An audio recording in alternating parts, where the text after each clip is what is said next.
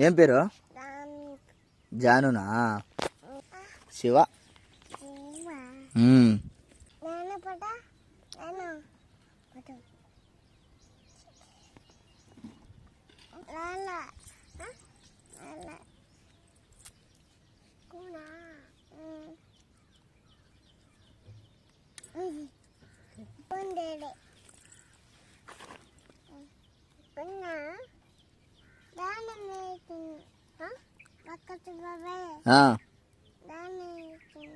జాన వేసిందా?